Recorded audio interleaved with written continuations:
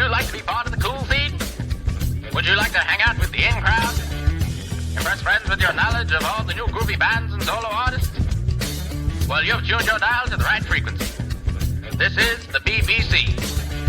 That's right. It's Bailey, Braggy, and Kern. Unfiltered and undiscovered.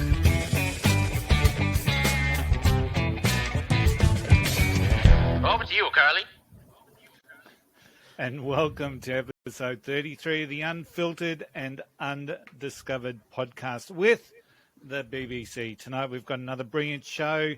This is a bit of an unfiltered and undiscovered session. But before we get into that, it's time to welcome the BBC from Melbourne, the global capital of lockdowns and the home of the Turkish Pride Pizza at Flemington Kebab House. Please welcome Matt Bailey. Mate, one day you won't introduce me as the lockdown capital. One day we won't be in lockdown.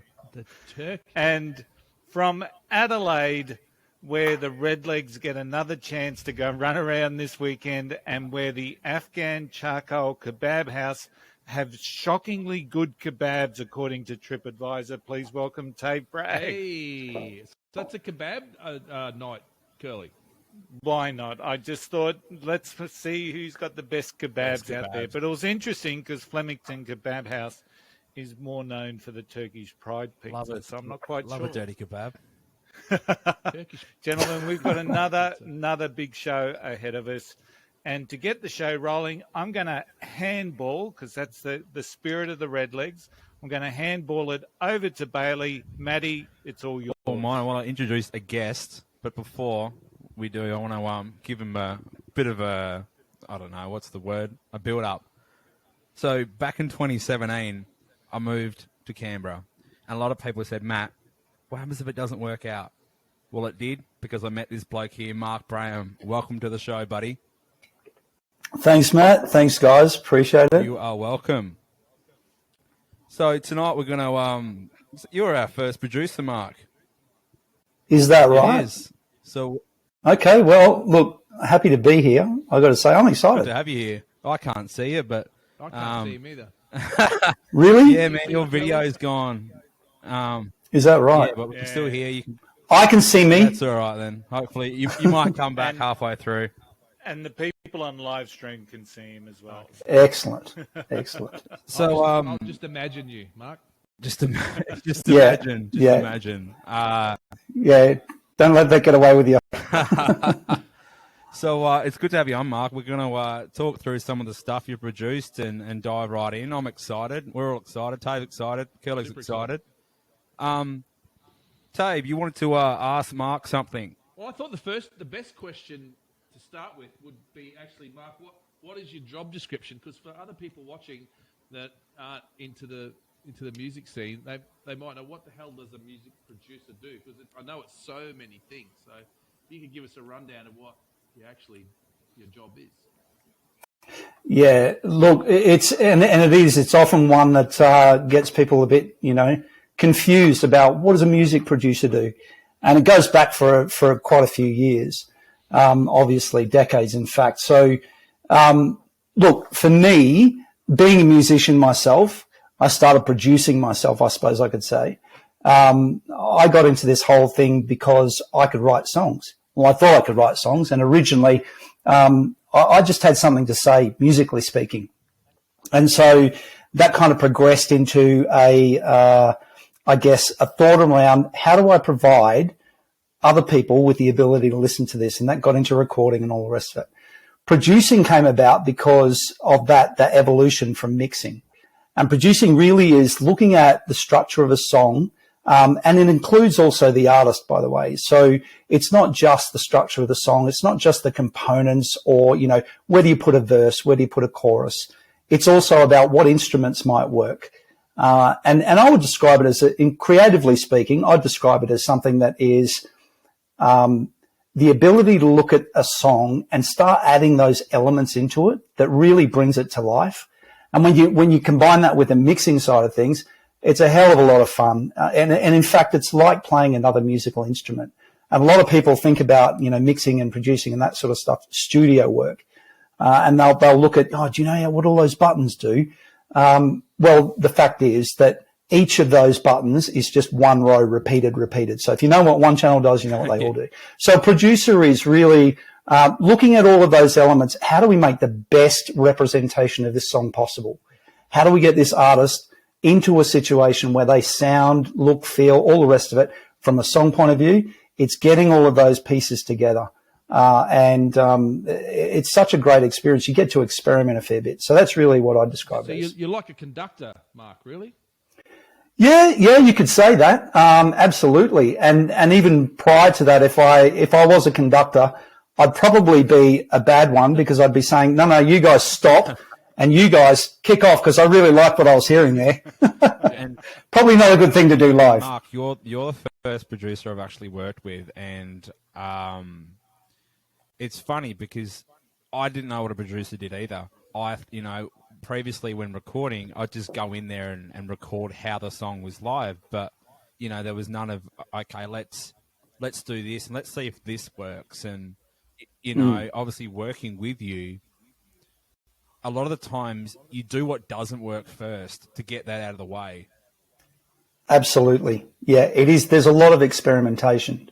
And that's the beauty of it. With that experimentation, sometimes, you'll come across stuff and you go, you know what? It's not working. And a producer's job is to understand when that's not working. Yeah.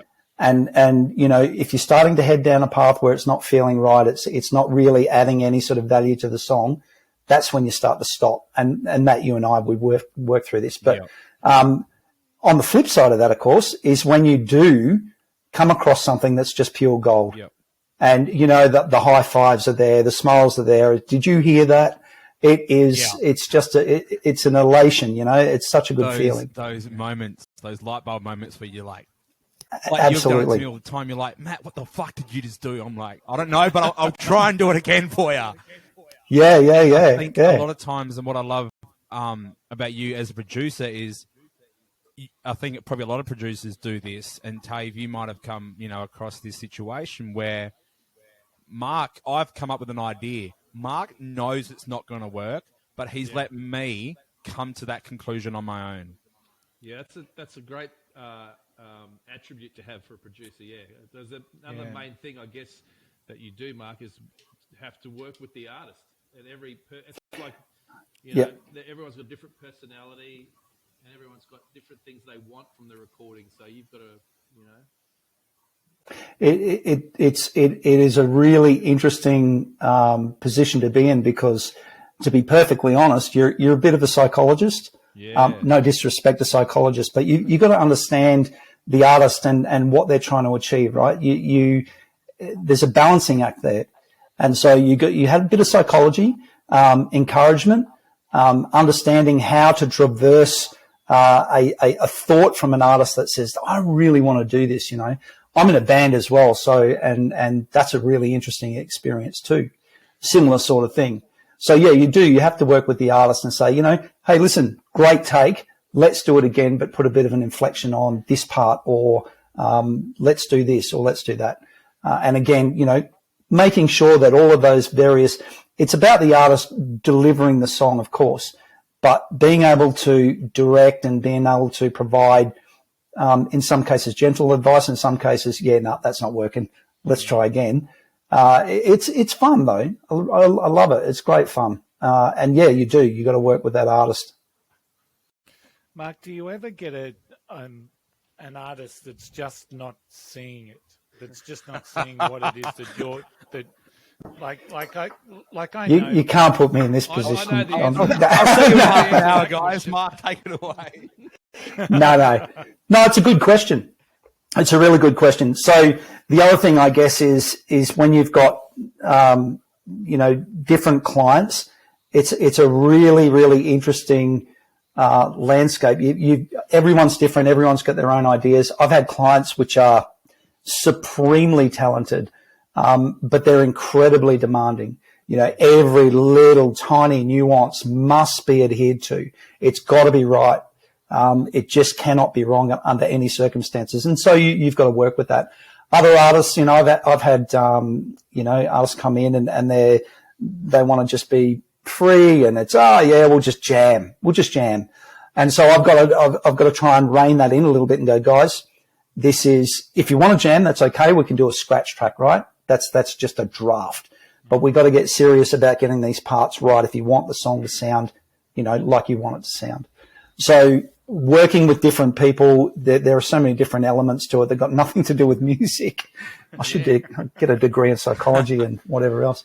But yeah, it's a very complex, but yet fun, right? This is the diversity of life, and being a producer really gives you that exposure to all of these different people. You get to see so much. It's fascinating stuff. Alrighty, so we're gonna let's listen to something you've produced, Marky. Which one did you want to go with first? Well, why don't we go with something that's a little different? And it was a bit of a foray. Just before we jump in, the backstory to this, I suppose, Matt, and this is your the first EDM track that I really produced and mixed for you. I catch up with a whole bunch of other producers and mixing engineers in the Canberra region. We have a great catch up. Not many people want to talk about plugins and mixing and all the rest of it. But I mentioned to them, hey, I'm mixing my first EDM track, and they went, "Oh, you're in for a whole new world," and it was great. I was in for a whole new world. So let's go with that one, Matt. Listen to the 4 a.m. remix. We actually haven't talked about it on here before, really. So.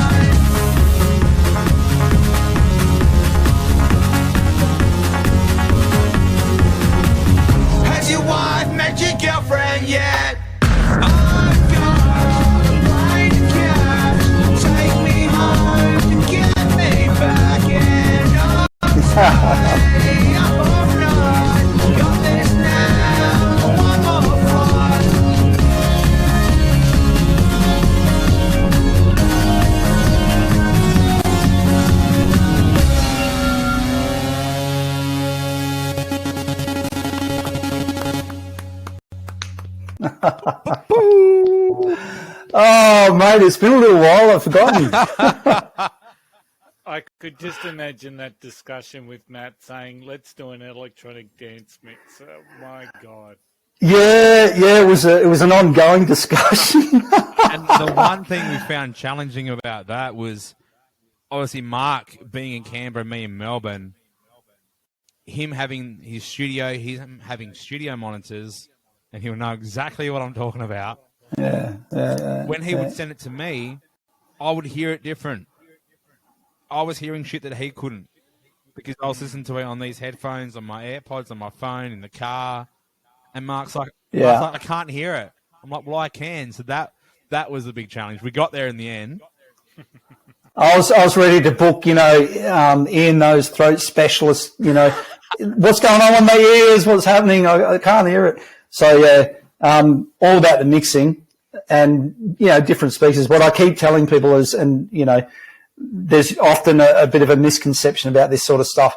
The amount of different speakers, listen to it in the car, listen to it on headphones, listen to it in the studio, and that's how you get a good mix.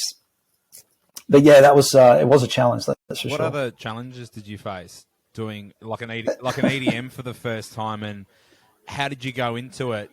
Did you go into it different to any other song? Yeah, I did because it's a different genre, right? So I had to think about it in a different way, obviously. And an EDM track, so you're talking about people that want to feel, dance. It's obviously very different than an acoustic, lyrically driven song. And so I went into it with the idea that it needed to be big, it needed to be bold, it needed to have layers. And the thing about EDM, sorry, you were going to say? Have a drop. Remember we learnt that last week, fellas? Got to have a drop. Yeah. And it came in. It came in. It did. And the funny thing is, most songs do have a drop. It's just not as pronounced as EDM.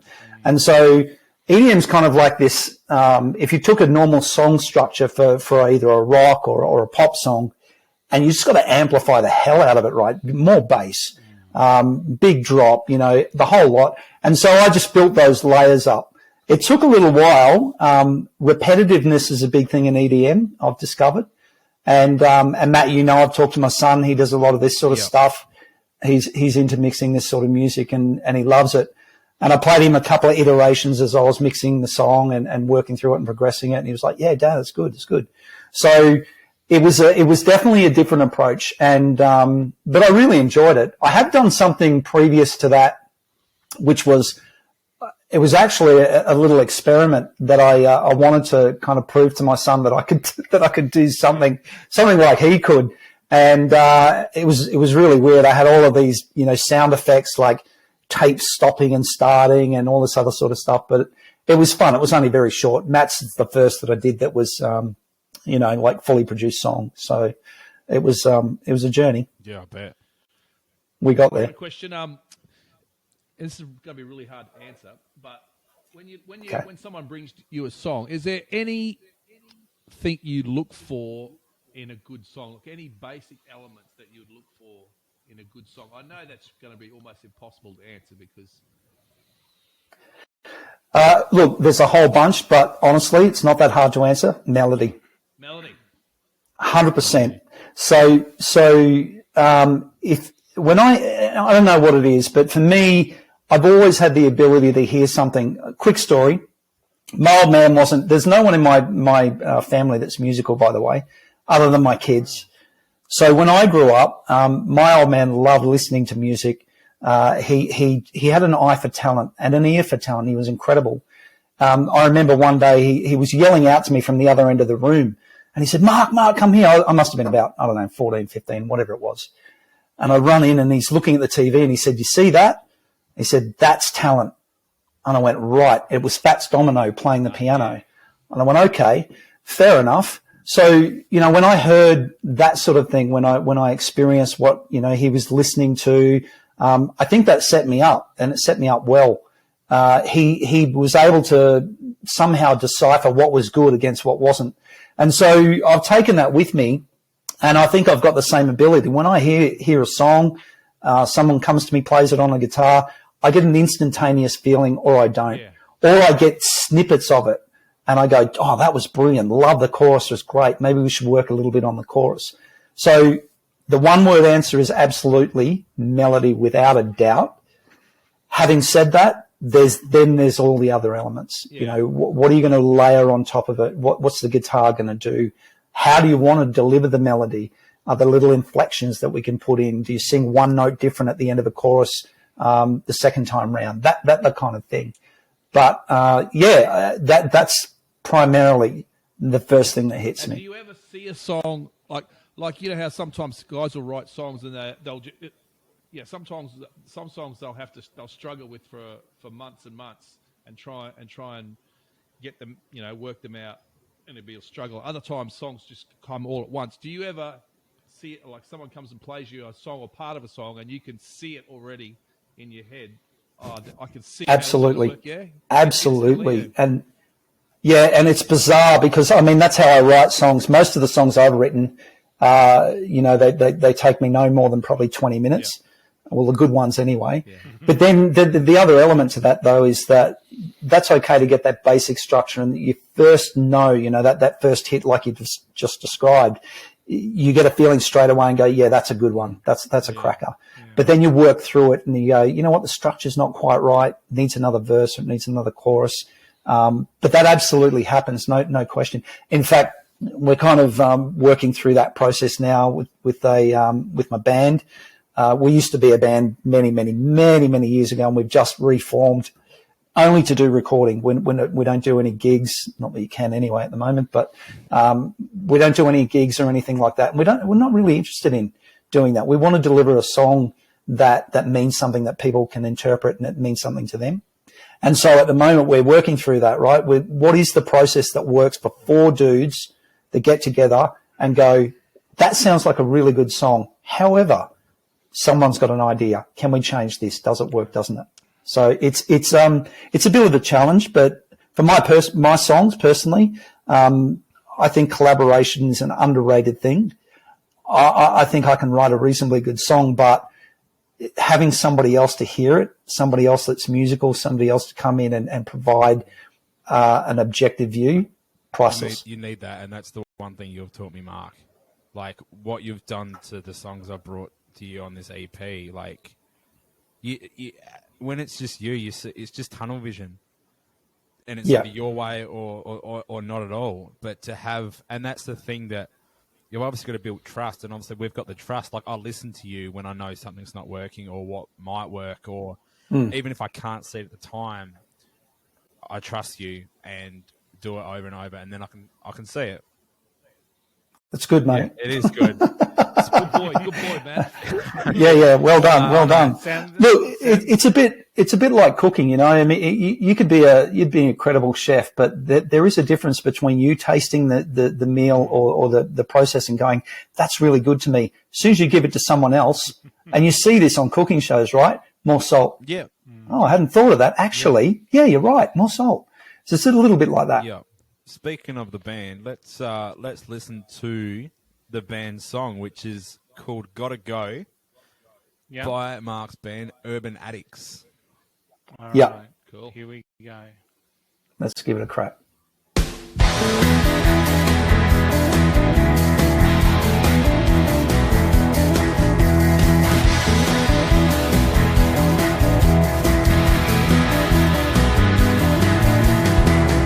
Oh, listen to the noises you make, the chances that you take. I don't wanna be the one to put you in your place. Somehow you gotta realize, girl, you're such a disgrace. I don't really wanna talk about it.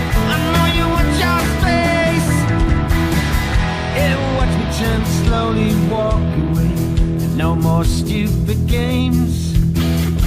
Take a walk, take a train, take a bus.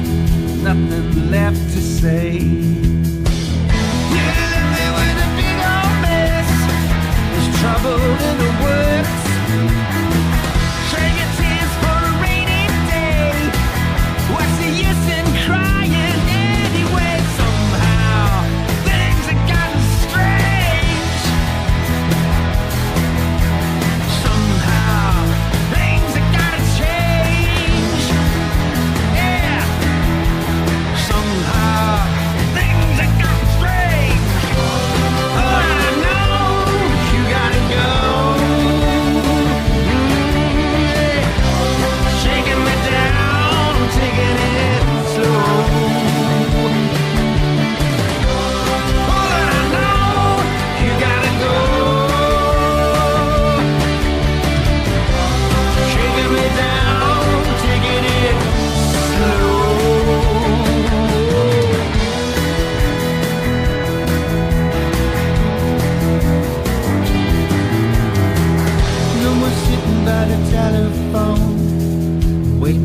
you to come home. Sick and tired messing with my head. Time to put this thing to bed. You're the one can make the perfect crime. Stole my heart and stopped it in the ground. Your love has chained me like a hound. Don't you know, love knows no bounds. Somehow, things have gotten strange. Somehow, things are gonna change.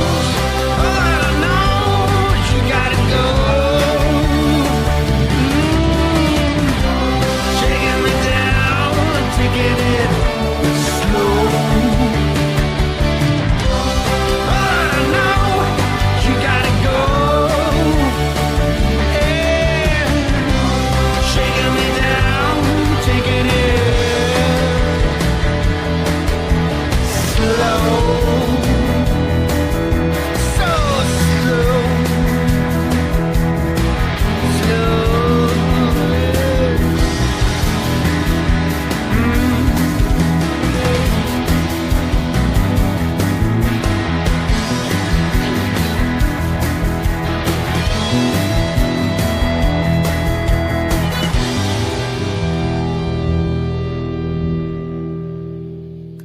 Nice. That's the. Thank you. Bit of Aussie rock. Yeah, I was going Yeah, to a little say it bit. sounds so Australian, Mark. I can Yeah, Yeah. I can hear the- it does. Yeah. the easy Just beats so in that. that- I can hear UMI. I can hear. Yeah. Really good. Oh, thanks. Cool. Yeah. Some really Yeah. cool shifts during that particular song too. Just some shifts in tempo. Loved it. Loved it. Oh, great. Well, thanks. That's good feedback. Yeah, we've had some good feedback on that one. We're all pretty passionate about kicking on and doing some more. We got another single out, and we got another one on the way. So we're loving it at the moment. We're just a whole bunch of old blokes just having a bit of fun. Definitely Australian sounding though. That it's great. Yeah, look, we used to go out and gig around Canberra in the late '80s, early '90s, and if you recall, that was for Australia, and even Canberra in particular. When you think about Canberra's history for bands and all of that sort of thing, it was quite a scene. There was a lot going on all over the country, and it was it was a good time. Loved it. You mentioned that song, Curly. A lot of changes. I like it. Like it.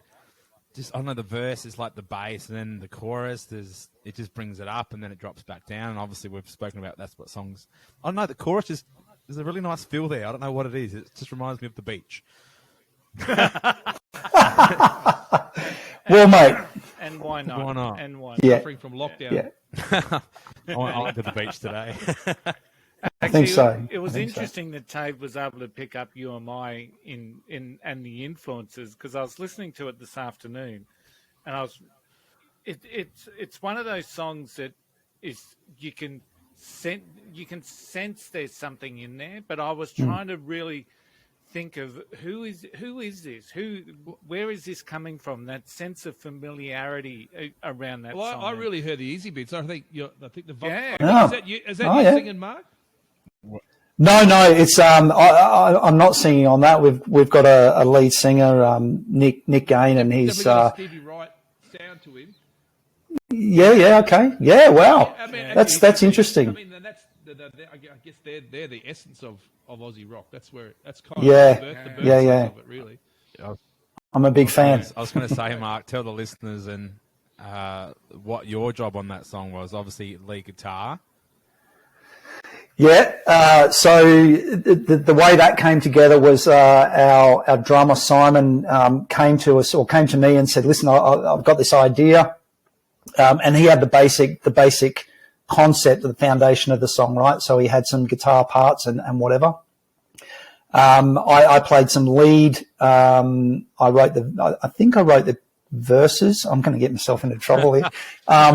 Nick wrote the chorus. As soon as I heard that chorus, I went, yeah, nah, we're doing this 100%. And then obviously I did all the mixing and a bit of production, and then mastering and whatever else. So it was a collaborative effort, really rare from a songwriting perspective, to get four blokes together and actually work reasonably harmoniously to get an outcome like that. I'd say yeah. any challenges with, 4 of you in a band, like trying to decide on every little thing and.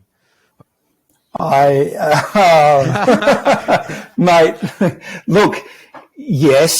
For that one, probably not so much. Yep.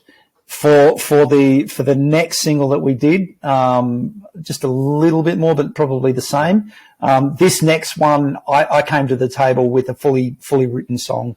There's been a bit of contention and a bit of back and forward, but we're working through it. I really think that's good. I heard someone say one day, Blink-182, Mark and Tom, there was a song that came out on their album called Neighborhoods. Sorry, the album was called Neighborhoods. The song was called Ghost on the Dance Floor, which is a really good song. I think it was mainly Tom did it, but Mark didn't want it to come out. And it came, it came out anyway. But I think it's good to have that pull. Otherwise, if one bloke gets his way the whole time, it's pretty much just like his band and his sound. So it's good to get that. I reckon it's good to get that tension, so you get the different, the different sounds, the different inputs. Yeah, and it's funny, it actually does come out in the song a little bit as well.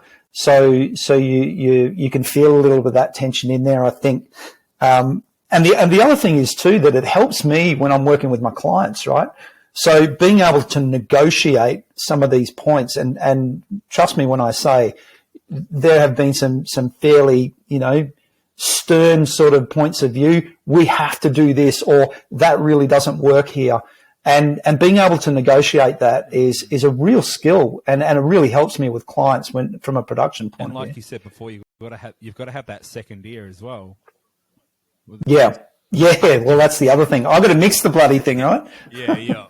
I guess one of the things that makes it hard in the times we're in at the moment is that, normally you'd have a song and you'd probably go and play it live, 5, 6, 7, maybe 10 times, and it kind of works itself out. Some of the parts that way, playing live. Whereas you're not doing that now, so you got to.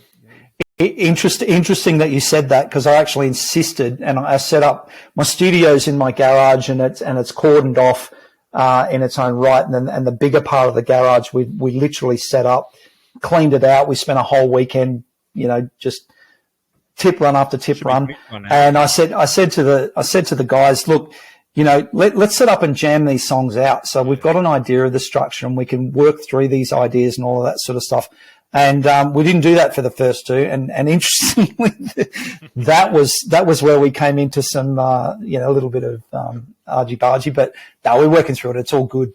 But you're right, doing that stuff live absolutely solidifies whether it feels right, whether there needs to be changes or whatever. We think if you jammed it out first, you would have got through some of those hurdles that you come across when you're recording it. That was the theory. But we'll see how it goes. We've only done one jamming on it and whatever. What does tend to work, and we've done a couple of really good other ones that we haven't recorded yet, but what does tend to work is we get out of the studio and we come up. I've got a big pergola, Matt, you've seen it. And we sit out the back and we have a couple of beers and we just grab an acoustic guitar and we just muck around. And it's amazing what happens when you're just that relaxed. And you're not really trying to achieve anything. You're just mucking around. Some of the best ideas, honestly. It's really interesting. One of my lyrics came from an Instagram post. When there you go. Like it's crazy when the things, and I guess there's no pressure either. So when you are relaxed. The key is just knowing in any circumstance what works. And again, we get back to that that definitely sounds right. And it, you read it, you sense it. Obviously knowing when to, like, I remember you and me, Mark, we were like working on something for like 2 hours or something. And we're like, we didn't get anywhere. And then we had a break. We came back. We fucking got somewhere. Yeah. You got to know when to stop. Yeah, absolutely. All right. So we're going to play another song now called After a While. And this is Mark Braham himself, solo song. So it is. Can I challenge? A little challenge. At the end of this, we talked about the previous song and what it reminded you guys of and where you thought the influences might be. So the challenge is on this one, if you will, indulge me, think about what influence there might have been for this one. You might be able to. I might be know able to this pick it up. because, All right. but I'll let Challenge these accepted. two. Yeah. All right. Fair Challenge enough. accepted, and I can already tell you it's got a Sunday session feel. Tony and his Sunday session feels. Excellent.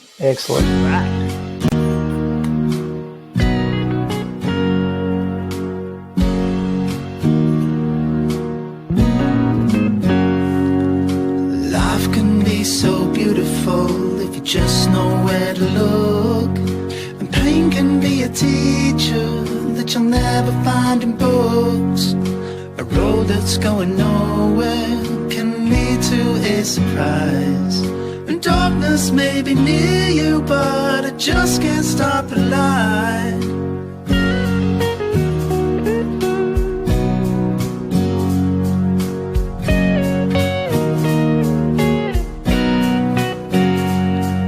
Now love can make you promises, but a promise can be broken. And friendship has a way with words when words cannot be spoken. A peace of mind is a happiness that happens in a moment, but only when our happiness is something we have chosen. No lessons in our future, cause a future can take time. Don't you know life gets better after a while?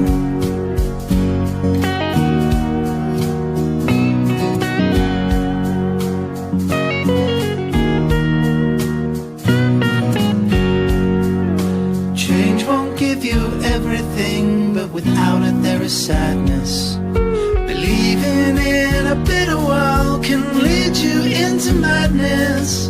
The simple things like a setting sun can awaken an emotion. When what we say is what we do and it's done with some devotion. No lessons in our future, cause a future can take time.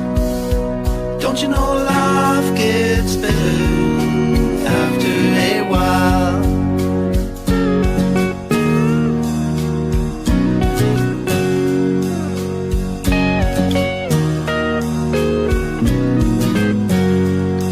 When we find ourselves together, can we try to get along?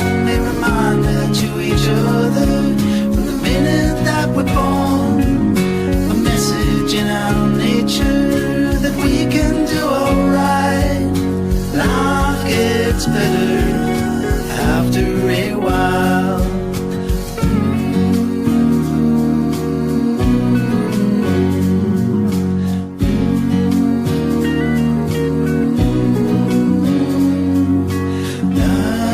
Love is better after a while. Oh, Jesus. Early Sunday session. Man, that song hits different going through what we're going through at the moment. I'm broken hearted. Yeah. What's that song? It's not like it. Well, it is like it, but it's not. I can't What- think what- of the song though. Yeah, there's a song that's on the tip of my tongue that Well, for the first time, It's a good song, Mark. I like it. Great song. Thank you. Something- Thank you. Yeah. Well, I don't know if this is what influenced you, but something I heard in there, which I've never heard before, and that's because I haven't really listened to this artist because I'm a young pup. But the last 12 months, I've listened to The Boss a lot. Cheeky That bugger. song reminded me a lot of The Boss. Okay. Really? Yeah, Wow. like I've only started listening to him in the last 12 months. Oh man. Yeah. Get it, boss. Yeah, I just some of just that clean guitar and just Yeah. yeah. Okay. yeah, Okay. it's smooth. What Yeah. influenced that one, Mark? So that was a John Mayer kind of that's influence. Yeah. Got it now, yeah. Hey. Waiting for the world to Wait, change not is the song that. That's it, yeah. Yeah. That was what kind of really inspired that one. I got it. The singer in the band is just a devotee. He's a massive fan. I love John Mayer. He's brilliant. He's such a good I guitarist. think John Mayer is probably the best blues guitarist in the world at the moment. I think you're probably right. He's I love him too. he's smooth. He's just such a good. He delivers well. It's brilliant. There's a couple of really good YouTube videos of him just noodling a bit of a lockdown kind of approach, but yeah, brilliant stuff. Some lead breaks that he does. Oh, I don't know if you've seen the solo off between him and Keith Urban. Yeah, I've seen Oh, it's brilliant. I have. Hell. That's another. You know what? What an underrated guitarist, an Australian guitarist, Keith Urban. Not everyone loves country music and whatever, but he's sort of built his own country rock genre. But damn, he's a good guitarist. He is talented. He really is. He's good. Yeah. He's good. and sing, the bastard. And sing, yeah, absolutely. So for that one, no help at all. I had to do it on my own: bass, drums, singing, harmonies, guitar. Did you the get works. anyone else to listen to it for a second opinion on anything? I did. I was working with, Frank Zappia. I was working on 2 albums at the same time. Right. One was piano mine. player. Our piano player, session piano player. Yeah, talented guy. He's got song out, Zappia, Frank Zappia, IA, not to be confused. So yeah, I did, and I always get the family to have a listen. My daughter's quite musical. She's a good barometer. Yeah, we had a guest on here a couple of weeks ago called Sean, and he was telling us the same thing about, he'd let his girlfriend listen to the songs first, and I think that's really important because anyone but us is a fan, and they're the listeners. We're not the listeners. It's our song, but once it's out, it's not for us anymore. No, that's absolutely right. It's about 100%. And Matt, we talked about it. I'm a firm believer that the songs, when you're writing them, they'll tell you. And when you're producing them, they'll tell you what's needed and what's not. And they're like your little babies, but you got to let them go. You got to let them grow up. They're like your kids. Yeah, that's the lesson that you taught me. And like I said to you, probably I don't know how long ago now, but I said, for so long I thought I had this song was going to be the single, and then I got to the point where I'm like, fuck, I don't know what song I don't know what song's going to be the first single anymore. You just have to let it grow, and yeah. You got to get them out of you. You got to get them out and get them. Absolutely. Yeah, don't spend too much time. You do. And there's no better feel. I think I was actually telling a mate of mine the other day, there's no better compliment that I've ever had for one of my songs, at least, than playing it to this particular individual. And I didn't say anything after the song finished. And he said, this is what it means to me. And he described his interpretation of it and what it meant to him personally. Yeah. And that was just the biggest compliment I could have ever had. For one person to be able to feel something and interpret it, and it means something, not necessarily what I meant when I wrote it, but for that person to go, this is what it meant to me, that's just the ultimate compliment. If you can do it more than once, brilliant. Absolutely. And I'm going to bring out one of Curly's favourite songs. I think it was Curly's favourite songs. Someone said to me once that Throw Your Arms Around Me was about a one-night stand. Now, that may be so, but when I hear it and when I think about it, I don't think about that. I think of being in a relationship with someone and loving that person, so perfect example of one song meaning different meanings. Yeah. And that song is so ethereal. It's just all encompassing, it evokes all of and when I hear a song like that and I think to myself, look, it really does evoke emotion, and it almost, it's pulling you in, and it's going, what do you think I'm telling you? It's evoking something inside yourself, which is fantastic. But, the funny thing is I can't help it. I always go back and I go, now think about how that got produced. Think about the conversations that were had for all those little moments of that song that really means something. Can you listen to a song and not think about production? Can you enjoy a song? Or have you, have you gone through phases where you can't, Yeah. It's a good question. It's a really good question, because it does happen quite a lot.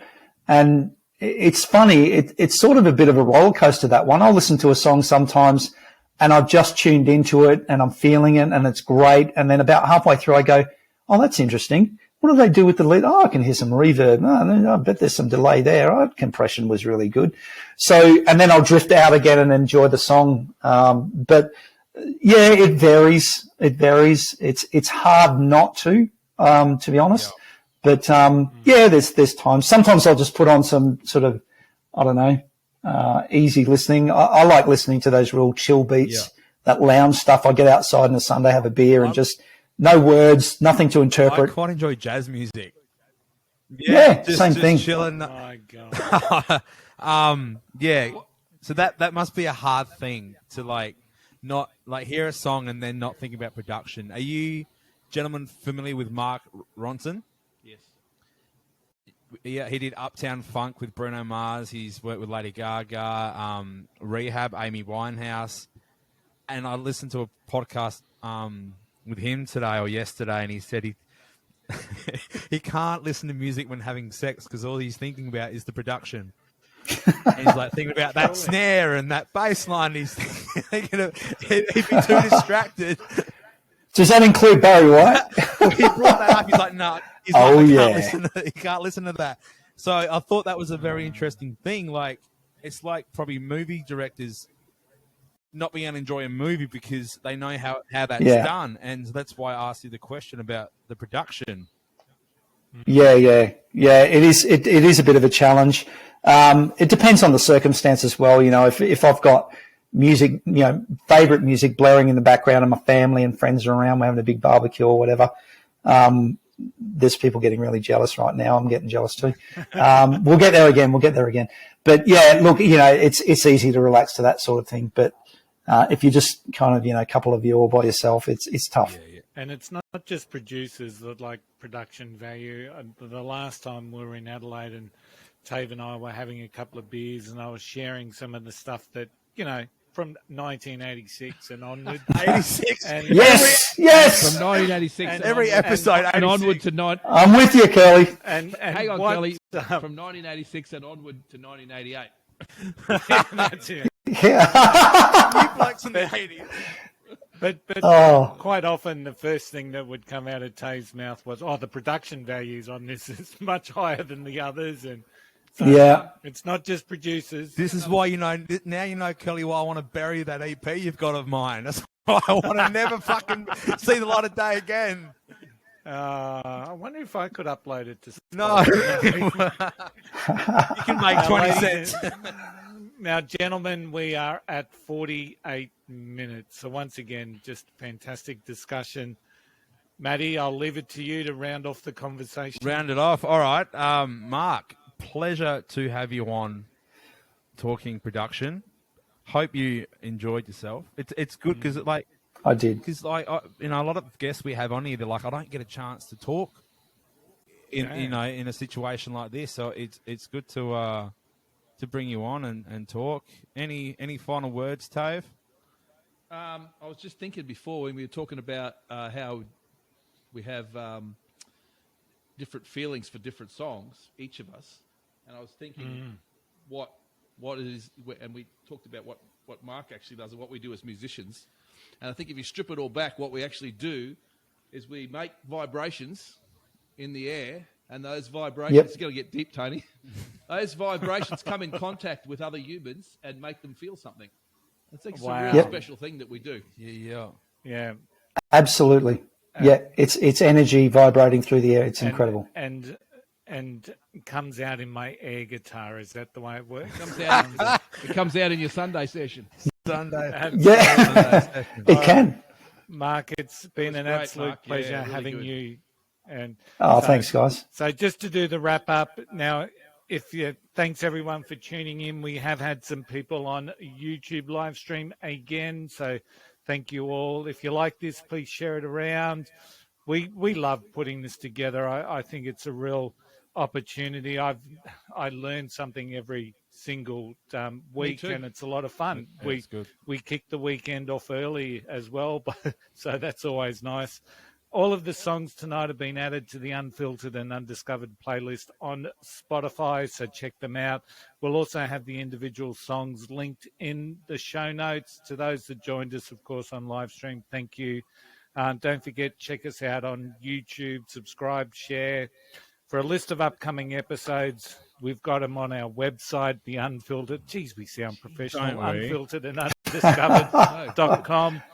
Next week, we have Blind Season from Detroit. We're coming to you a little bit later than normal. Let's hope they don't miss their alarm. These poor guys are going to be in early in the I morning. reckon they think it's 9:30 their time. So, and then after Blind Season from Detroit, we've got a music promoter, James Dawson. And then the week after that, we've got the punter. So we've had the producer, the promoter, and the punter. It's Awesome. just all...